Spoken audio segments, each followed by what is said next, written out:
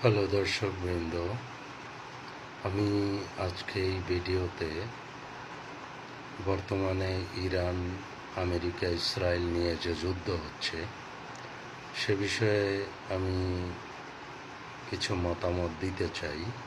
ব্যক্তিগত কিছু কথা বলতে চাই, এটা সবার সাথে নাও মিলতে পারে।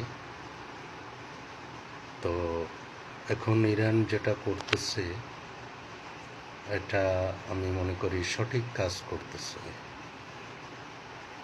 কারণ ইরান আসলে একটা দুর্বল বাঘের মতো হয়ে গেছে।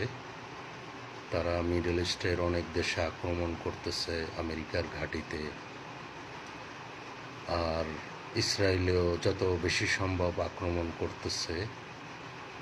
তাদের পারমাণবিক অস্ত্র যে কোনো সময় ফেলতে পারে ইসরায়েলে বা মিডল ইস্টের যে কোনো জায়গায় যেখানে ঘাঁটির আছে।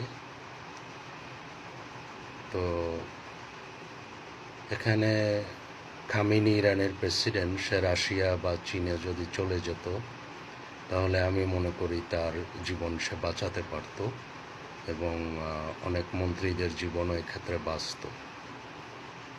যেহেতু রাশিয়া এবং চীনকে আমেরিকা এবং ইসরায়েল ভয় পায়, সেজন্য এই কথাটা বললাম। আর এখানে ইরান যদি আক্রমণ না করে তাহলে তো তাদের কিছু করার থাকবে না, তারা আরও ডিস্ট্রয়েড হবে, অনেক জায়গা ক্ষতিগ্রস্ত হবে। আজকে ৩রা ফেব্রুয়ারি ২০২৬, একটু আগেও দেখলাম যে অনেক জায়গা ইরানের আক্রমণ করা হয়েছে একযোগে।